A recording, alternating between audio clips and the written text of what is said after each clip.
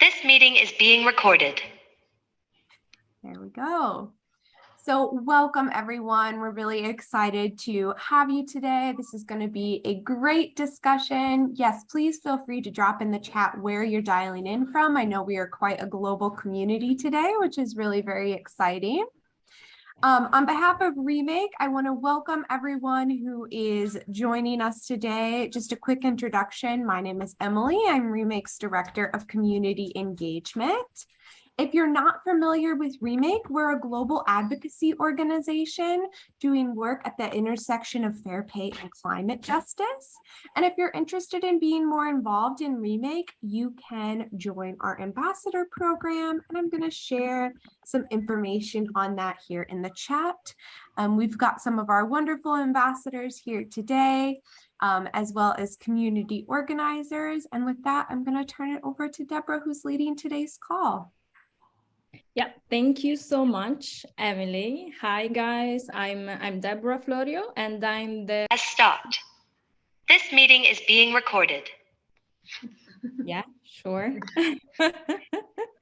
So as I said, I'm the community organizer for Remake in Italy, and I'm really honored to have Silvia Gambi today with us. After reading all her articles on her platform, Solo Moda Sostenibile, listening to the podcast, and then watching as well the documentary she co-produced, Stracci.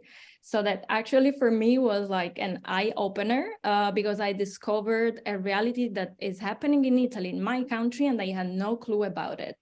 Recycling, we know, is like super trendy right now, but in Prato was happening already 150 years ago. So that for me was like mind-blowing.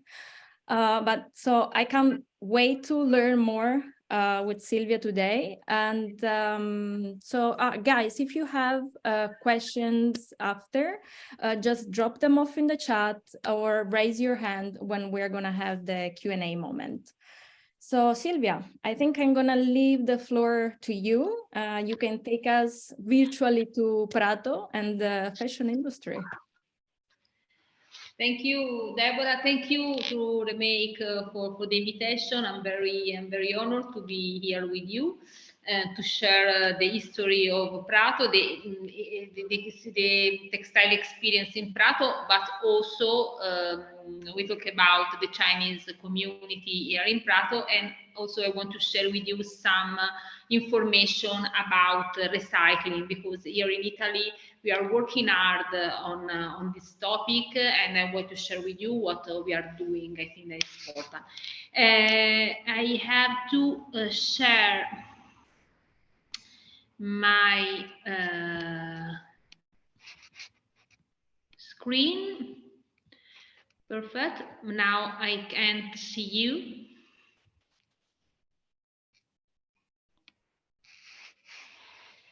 Can you see the slide?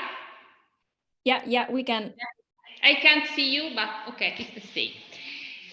Who I am, I'm Silvia Gambi. I'm a journalist and a researcher, textile researcher specialized in textile recycling and in sustainable fashion. I have a platform that is called Solo Moda Sostenibile. Unfortunately, is all in Italian, but I'm trying to translate also some part in English. I hope to fund this activity. I have a podcast, a weekly newsletter, and a magazine that you can see.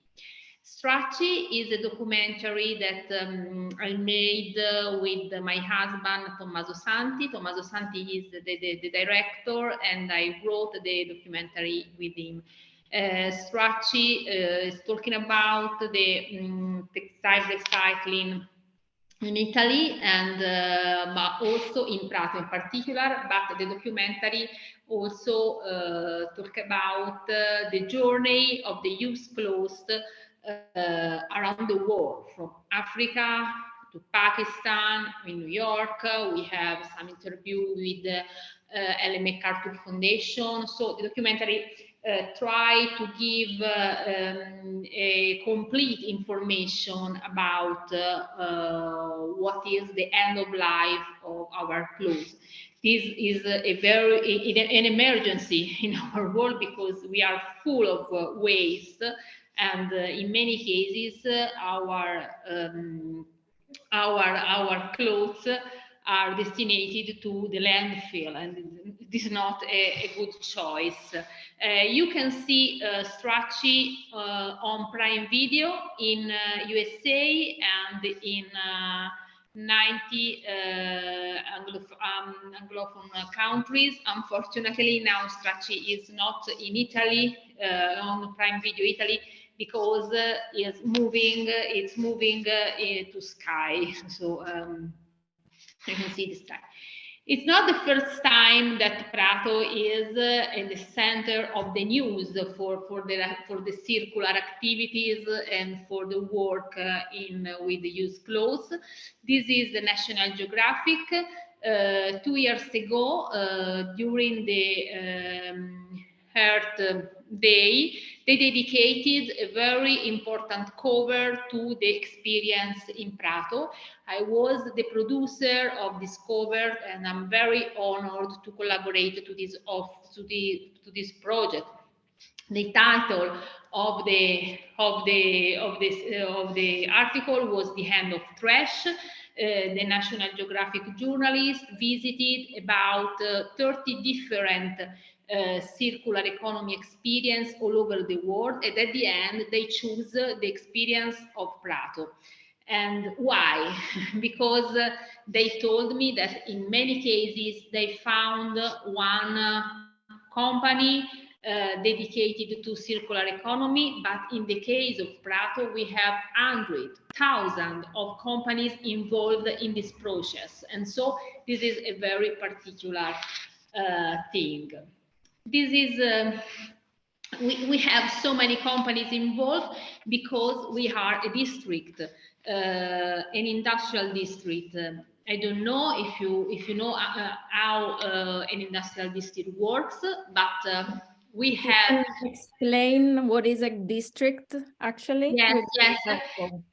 A district is a place where there are many SMEs, little companies that work together. Every company is specialized in a single type of activity, and together with other companies can realize a complete process. For example, for having a fabric, from the fiber to fabrics, we can have also 20 different steps along the production. In Prato, you can have, in some cases, we have these 20 steps done by 20 different companies. When we have big companies like in Asia or like in other part of the world, maybe you can have only one company that have all the process inside. But this is the particularity of the district. What does it mean for the product, for the final product? Does it mean that we have a very big specialization in every single steps? So every company is very qualified to do this type of work. The company can do research about the process that they applied, that it applies, and so also the creativity, the flexibility are very important in this type of district. Prato is not the only district that we have in Italy. The industrial district is typical in the Italian system, and here you can see a map, not of 2011 and the latest that I found, but you can see that there are many other textile districts in Italy. But Prato is particular because it's the biggest textile district in Europe, and so it's unique. What about the Prato's district? We have a very long history. Prato began to work with the textile in the Middle Age, so we work in this sector from many years. 150 ago, in Prato, we began to recycle wool because Prato was a very important textile district, but we don't have the ship. And so we need to have the raw materials. We can't have the raw materials with a low rates.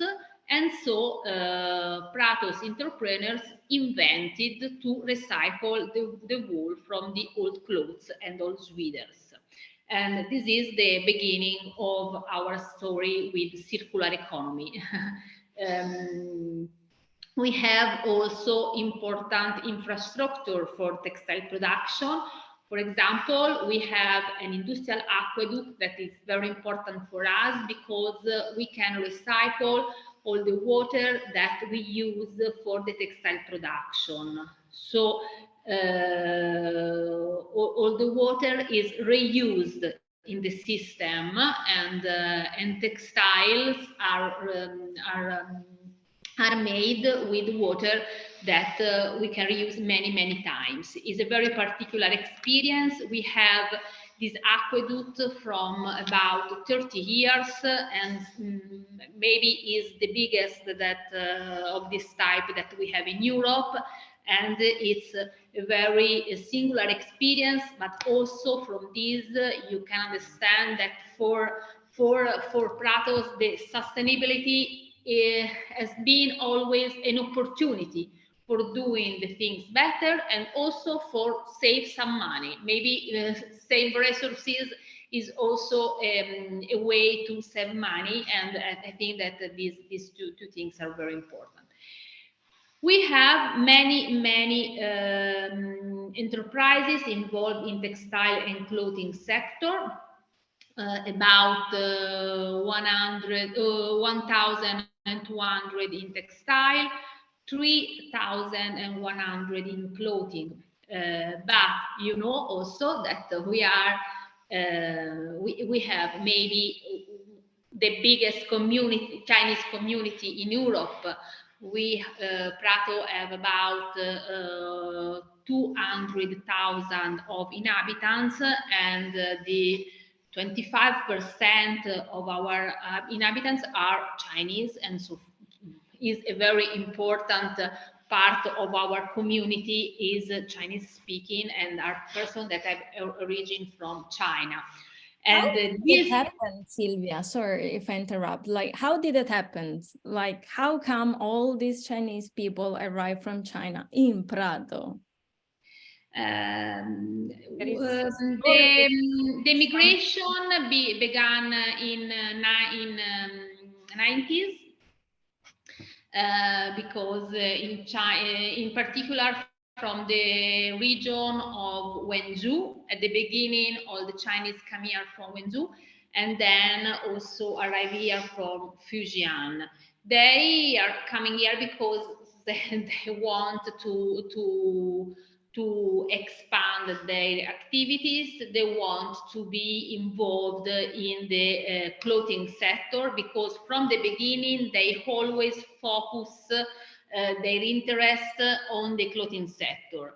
In many cases they arrive with their families, and so there are some community then come here, one family one family, then one family, then one family, and at the end we have a very big community here.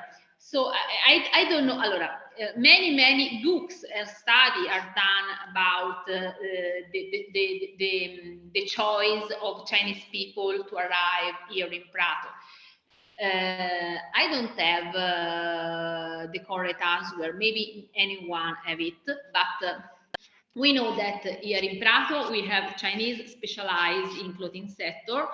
In Sesto Fiorentino and San Donnino, that are some municipalities near to Prato, Chinese people is involved in the leather sector.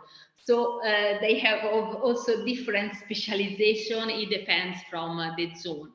It was a very important migration process, as you can imagine. And at the beginning, these people can't speak Italian, can't integrate with us. But now we have many young people that are born here in Italy and have a Chinese origin, and they can speak Tuscany dialects very well, and they are Pratesi, in fact. Nice, nice. But it's important to give that you have this information. We have a textile district that is made mainly from Italian entrepreneurs, and that is the part of DNA of our district. And then we have a clothing sector where there are many Chinese. The biggest part is made from Chinese that have a different also business model, because our textile company works for the medium high level of the market. Chinese works for a very base production of clothes for the fast fashion, for the ready-to-wear sector. And so this is also the reason why for the two communities was harder to integrate, because they have different economic interests. I don't know if I have cleared this point. No, yeah, for sure. In the years, during the latest years, we have so many journalists and people that come to visit the Chinese people here in Prato. In some cases, we have regular companies that follow the rules, the Italian rules, and also we have an illegal part of the companies, and this is a problem. But I think that we have both the type of the companies, good company and bad companies. It's very hard to divide and decide that. Like in China, yes. Yeah, not everyone is just like slavery or treating bad garment workers. Yes. But unfortunately there are two. So we have also certified company that have that created some brand, always in the ready-to-wear sector, because the clothing, the Chinese clothing production is in many cases a very slowly production. They can produce following a trend that's come to the factory also weekly. So they can see something in the street and they can replicate the garment in 1 week. It's not a problem from them. So it's a different business model. But we have also many interesting companies that now are working in the sector. The integration is a very important point for Prato's community. I think that it's very strange and also positive and also a very beautiful story to tell that we had a so big migration from China. Like I told you, we have 25% of inhabitants that come from China, and we don't have never any social problem. So the two community always try to dialogue, to work together, and I think that it's a very important thing. This is the Capodanno cinese, a typical holiday for China, and this is Duomo Place, and they are making the first year in what we do in Prato, and this is our recycling activities. And like I told you, we are specialized in recycling wool and cashmere materials, in particular animal fiber. And we have a process that comes from the selection of the used clothes. Then we select the wool, the wool materials. So, and then we can make a selection by color, and so we recycle also the color. This means that in our fabric we don't use any dyeing process, because we use a fiber that is just color, and we can mix together many different color of fibers to have the perfect color that you want. So it's a very artisanal method to create color and to create fiber. Working with recycling material is very hard, because when you recycle a material, you don't have a standard fiber. You have a fiber that that have different stories. You can have many different type of fibers that maybe have a similar composition, but in the fiber you can find different percentage of synthetic fiber, but you can also find different dyes that are used for the production. So it's very important. So how do they separate? How do they separate the material? Like just they touch it? Then I can also show you something that they can do it manually with their hand and their eyes. People make this type of selection. These people, they have a special name. Can you share the special name with us? I think Cenciaioli. Cenciaioli. Nice. So, and they're very special person that have a very big knowledge in their hand and in their eyes. They have some tricky for knowing the fibers. For example, they can put under the teeth the fiber for the sign that the fiber do. But they can also use the fire for knowing if it's the synthetic fiber burn or not, because as you know the wool doesn't burn. And so it's in the Stracci you can see all the process, and also you can see the Cenciaioli at work, and so you can understand better how this process works. Yeah. And recycling is very important, and this is the fashion waste hierarchy made from Greenpeace Germany, and I think that it's a very interesting scheme, and you can see that recycle is very important for managing the fashion waste. But before recycle, we have reuse.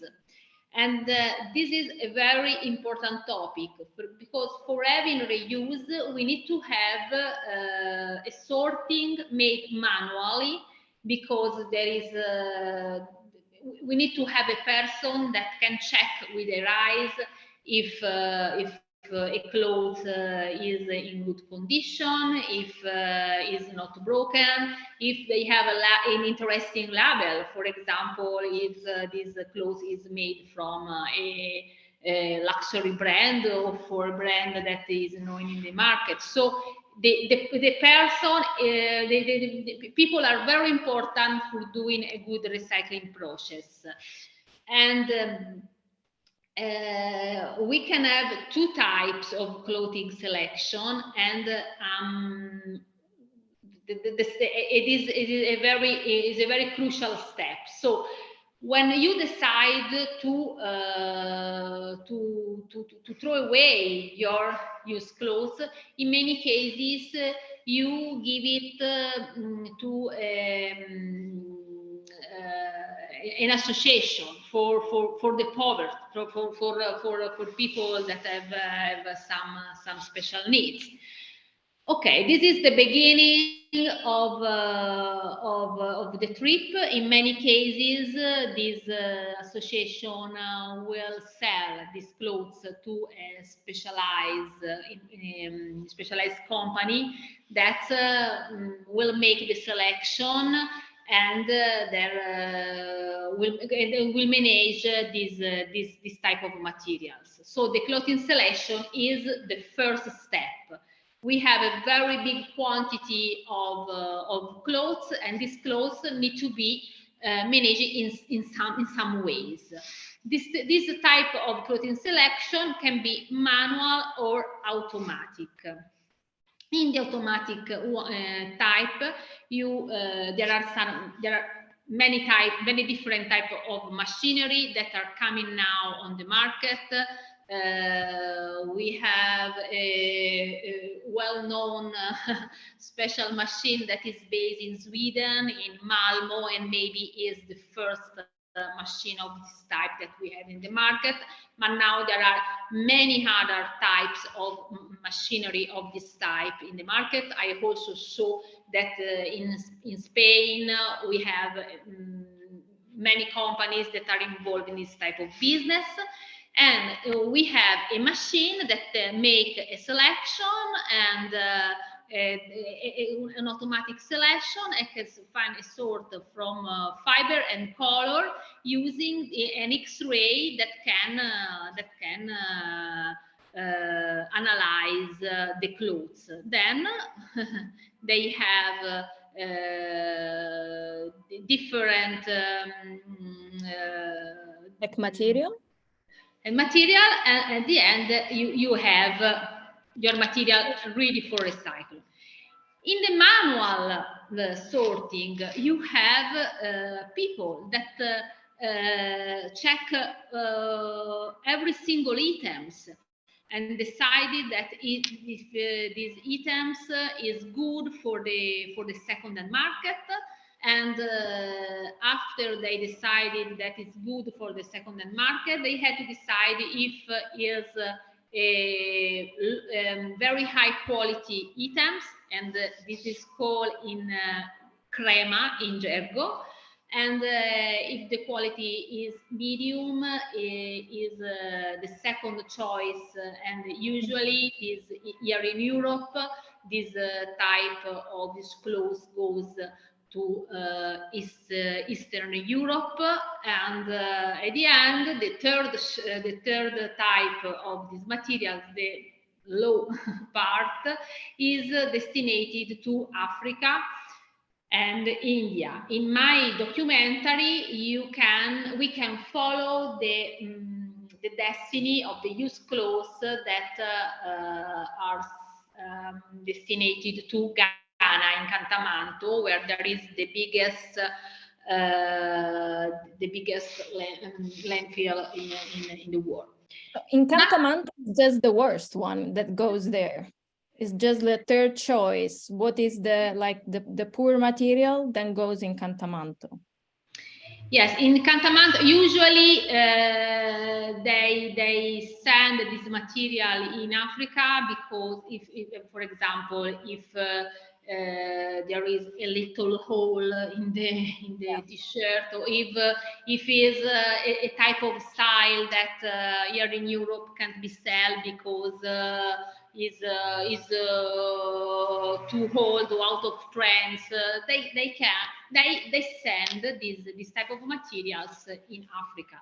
And in Africa, there are some little entrepreneurs that buy this ball of used clothes, usually are bobals of 50 kilos each, and they buy these balls without knowing anything about what device inside there is. So they open this ball, and this is a surprise for them. In some cases, they can find something that they can send in the market. In other cases, they don't find anything that is suitable for the market, and these materials go to the landfill. So it's a very big, very big problem. It's the most important problem that now we have to face with the used clothes. I don't know how USA managing this type of problem, but in Europe, European Commission are studying a law that will ban the exportation of the used clothes in the country that can't manage this type of materials. So in the future, we'll send our textile waste in Ghana, also if Ghana will have some infrastructure to manage the used clothes, the textile waste. It's a very important approach that will change many things in the market, I think, because then I can show you some data about the exportation of the second hand in the various countries. Yes. And also important, when we talk about used clothes, we also think to the clothes, but there are also the shoes. In the definition of textile waste, there are also the shoes. For the shoes, the problem is maybe biggest because, for example, the sneakers are very hard to recycle and very hard to reuse because the second-hand market is not so interested in second-hand shoes. And the shoes are mainly destinated to the landfill. Ecco, this is some data about scary numbers. Yeah. Scary numbers here. And you can see that United States, China, United Kingdom are the biggest exporters of used clothing. And I think that it's a very important data because United States, because they are very very big countries, and so they have a very big volume of clothing to manage, but I think that it's a very important data. And this is also the second hand apparent market value worldwide. You can see that the interest for the second hand is growing, and also young people now is interested to buy to the second hand. We have many different platforms to sell or buy our second hand market clothes. I think that it's also dangerous the approach to the second hand because if the problem is that we consume too much. If I consume too much fast fashion and or I consume too much second hand, the problem is always the same. I need to consume less because also when we buy something of second hand from a platform, for the transport, we have CO2 emission, we use energy, and so the problem is the same. We need to have a different approach to the consumer in general. To quickly, other two things, the type of textile recycling. Allora, in Prato, we do a mechanical recycling for recycling wool. So that means that we have some machinery that can shredding fabrics and melting this type of fiber. But we have also now chemical recycling for other types of materials, for example, for polyester and for some materials that come from plastic. There are two big differences between the two processes. The first is that chemical recycling is usually more impactful than mechanical recycling. In many cases, mechanical recycling is a type of machinery that every country can buy in a very simple way, doesn't need particular knowledge, and so is a type of technology that can be shared in a simple way. But the other important aspect, and that with mechanical recycling, the fiber remain the same. So if a product, if a cloth was produced 20 years ago, and 20 years ago is allowed to use some chemicals that now you can use are banned in the market. With mechanical recycling, you can find this type of chemicals in your recycled fibers. With chemical recycling, this can't happen. Got it. So I think we're gonna have 5 more minutes, and then we can start for the Q&A, right, Emily? Yeah, only one thing, if you are interested in the recycling, you can read these very interesting studies of European Commission, are 300 pages, but you can find all the types of experience also of the companies all over the Europe. I think in Prato there is as well the tour, right? The recycling tour, if I'm not mistaken. There was a tour, I think, where people could just visit all these brands, what they were doing, these businesses during the recycling. Yes, there are some private organizations that organize this tour.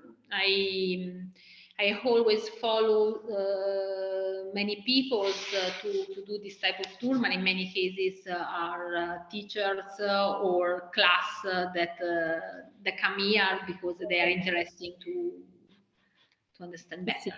To know more.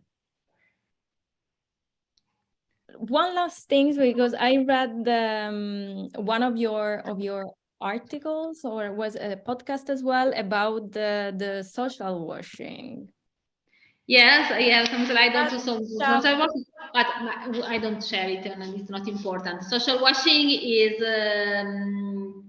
a type of approach that it's very unclear now. We have not only greenwashing, we have also social washing, and this is when someone collaborate with an organization that have some strong values. For example, you can work with companies that use women that lives in a dangerous situation and so on, and you make with them a very little project, but you have a very big claim on your website about this.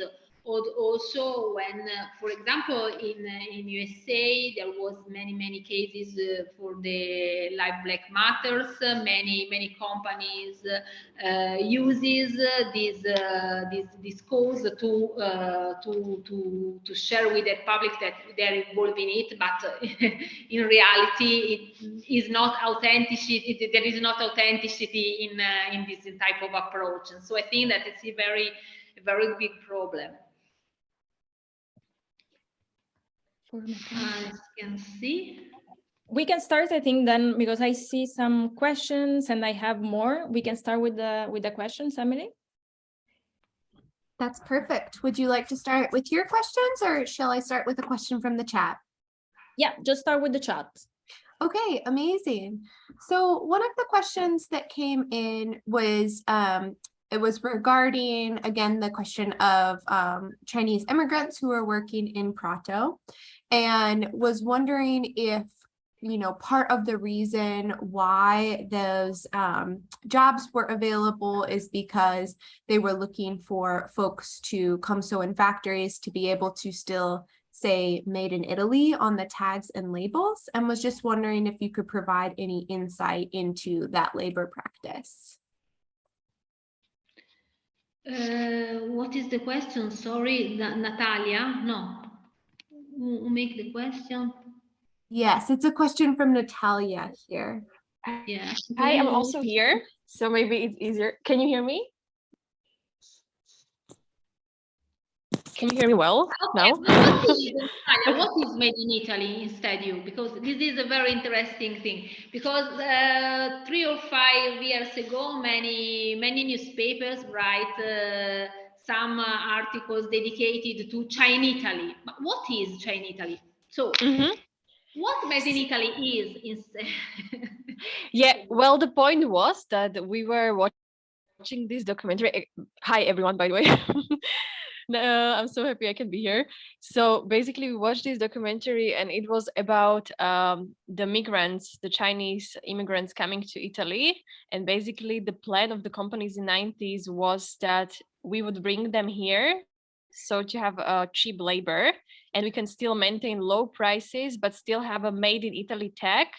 So we produce everything in Italy, but by this cheaper labor of Chinese immigrants. There was the whole documentary about it. Do you know how a clothes can have a tag made in Italy? Because the legislation is very strange. If you find the tag made in Italy, maybe your cloth is not really made in Italy, because according to our law, it's made in Italy a product that has been the latest important activities on it here in Italy. For example, if we import from Romania all over the world a clothes and put a button here in Italy, it becomes made in Italy. So made in Italy, it's not so important according to the law. And I think that it's important to think that made in Italy is something that is made respecting the law that we have in Italy about child labor and all the rest. For me, it's not important if this type of work is made from an Italian people, Chinese people, Pakistani people, because we have also many Pakistani, but it's important that this person works respecting the rules, and that can be respect. They can have an equal salary, and they can have working hour like the law tell, and so on. About the other your question about Santa Croce. And yes, in Santa Croce there are many workers that comes from Africa, and also Clean Clothes Campaign made a report about this. And the problem is that working in this sector is very hard, and there are not so many Italian people that want to do this type of work. Now we are, it's a very interesting moment, because there are many young people that are interested to work in textile and clothing sector. And so maybe in 5 years we can have a new person to insert in the sector. But for many years, with the storytelling about the crisis, the textile crisis, the leather crisis, and the young people want to do this type of work. So I hope that in the future we can have new people to work with us. Thank you for that. Thank you so much. Yes, thank you. And thank you for clarifying your question. That was really helpful. We have a couple of other questions that come in about mechanical recycling. Do we know if there are any ways to do mechanical recycling at like a smaller scale level, perhaps a way to shed fabrics that could be used at home or in a school setting, for example? Or are these all kind of large industrial machines? Yes. It's a very, very good question. There are, I think that you can have machinery of different size, maybe also smaller. I think that you can have, but I don't think that for you it's that it's possible to do this type of activity at home or in a school setting, because the machinery is important and they use many energy, and so usually in this type of space we don't have it. And then it's also dangerous because there are some mechanical non si dice denti, non lo so come si può dire,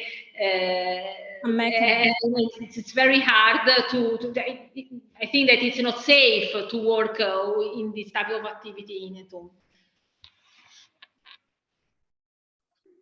Thank you. Another question has come in about the future of the folks who are sorting the clothes. Since a lot of the separation of the materials is done by hand, what would that future look like for those workers, as the recycling industry changes in the future? What is the future of the cenciaiolo? Yeah, I have a lot of questions about this because it's particularly done by older men. Sorry, this is Sarah. Ciao. So yeah, like the factories that Deborah and I have visited in Montemurlo, like a lot of them are older men. And so, they have this very specially trained technique where they sort it by hand, and just by the feel, they can tell the differences between wool and polyester and cashmere. And then they also have that technique where they take their lighter and they light it on fire a little bit to see if there's any plastic contained within. Now, this is a very special skill that these generally men have. And so I'm just wondering, like, what your thoughts are on the future of this occupation. Like, what will these men and very few women do in the future if this kind of like hand manual textile sorting is no longer I guess, available, or technology outpaces it? Thank you. But we need to have more cenciaioli all over the world, because it's very important to make a good selection for having a good recycling. So it's a very crucial activity, and I can see that there are many countries that are trying to approach to this work. For example, in Tunisia, in Jordania, I know well the Europe and the nearest experience, but probably also in USA there are companies that can do this. But European Commission will soon release also a regulation about the sorting activity and the sorting made manually for saving the part of reuse that with a machinery you can't guarantee. And so I think that cenciaiolo will be the work of the future for many people, because we have to manage a very big quantity of used clothes. In Prato, we can manage about 100,000 of tons, but in the world we have trillions of tons of used clothes. So we need to improve this type of activity. Sorry, is it true that a school just opened to learn the skill? Or it's a news that I read it, but is a There fake was a news? project to insert some immigrants in some companies where they can learn to do the cenciaiolo, but for people, it's not important numbers. I'm very interested in the experience in other countries that are trying to improve this type of activities, and I think that this is very important, and this is the future, because it's a type of work that can be done from many people that have also some problem to reinsert in the world, in the work from. It's a very important work that can have also a social impact. I think that it's amazing. Interesting. Thank you. Thank you. There are more questions, Emily, in the chat, or? Those are all the questions that I've captured from the chat so far, although folks, please feel free to drop a question or hop off mute. And then I know that you had some more questions for the group as well. Yes, I have a few more. So one I think is related with the social washing, and is if you can give a score between 0 and 5 to 2 different realities, Humana Vintage and Progetto Quid, which one it will be your score? And how can we recognize if a brand is doing social washing? Okay, I know Progetto Quid very well, and I know that they are working hard and with a good approach to this thing. Before to come in this call, I was talking with one person that works in Progetto Quid, and I asked him, what about social washing? What do you think about social washing? And he told me, please, Silvia, don't talk about social washing, because for us it's an opportunity. In many cases, we begin to work with some brand that ask for 100 pieces that for a very little order, but we can do it, and we can in this way we can approach to this brand, and we can build a business relationship more important. It's an occasion for us to work, and then if they want to keep our logo in the website, okay, it's the same for us. The very important thing is to work. I don't think that this is the right thing, but for example, before I told you about the Ghana and the Cantamanto. In Cantamanto works the OER Foundation. Maybe some of you know them. And last June, they signed an agreement with Shane that give them $15 million for their project. For Shane, $15 million are nothing. For the OER Foundation is a very important investment, and so they accept this investment. And many people told to Elizabeth Ricketts, that is the CEO of the organization. No, Elizabeth, you don't keep the money of Shane, because then they use it for their campaign and for social washing campaign, for tell that they are working for the used clothes. Okay, but at the end, for the OER Foundation, these funds are very important, and I think that it was a good choice to accept this. Yeah. The score, I'm waiting for the score. For Humana Vintage, un progetto quid. I don't know very well Umana Vintage. I never visited them, and so I can give you the score if I don't know them. And about Progetto Quid, I think that I can give you a 4 because we can always do better.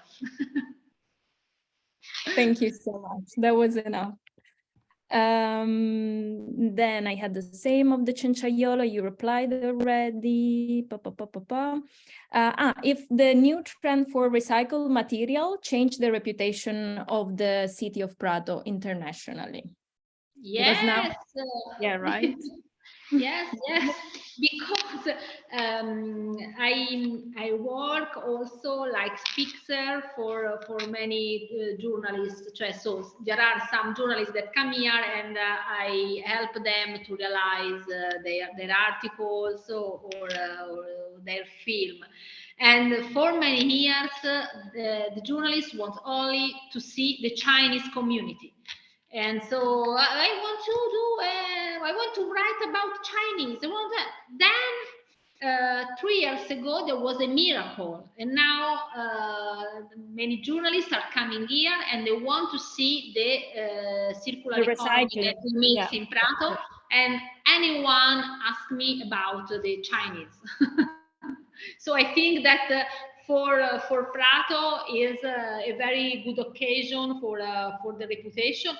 But also, I have to tell you that we do this type of work from 150 years, and so I think that well deserved on that. Again, I didn't know about it. I just learned through you and your documentary Stracci. So thank you again.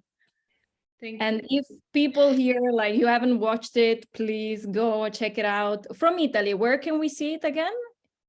Sky? Yeah, from Italy, you can see it on Chile now. And I think, I hope United States in Prime. United States, Amazon Prime. Amazon Prime. Also UK, also in many Anglophone countries. But now in Italy is not possible to see it, only on Chile. On Chile, okay. Then we will do it. Before saying thanks a lot, something super quickly that I want to say, if everyone has a European passport, Emily knows as well, I think Silvia Gambi as well, the European initiative, Good Clothes, Fair Pay, I think is important to sign, to push the legislation, to pay finally a living wage for garment workers. We just need 30 seconds and a passport and sign. Yes, thank you, Emily, for the link in the chat. It's super quick, it's fast, and yeah, we need to reach 1 million. So we really need everyone in this fight. And I want to thank you, Silvia, for your knowledge. It was fast, but it was a lot. It was like kind of a small course about recycling at Prato and Chinese, etc. So thank you again. Thank you for the invitation. It was a pleasure. Thank you, guys. Thank you, Emily, for being here. Bye. Bye, guys. Thank you.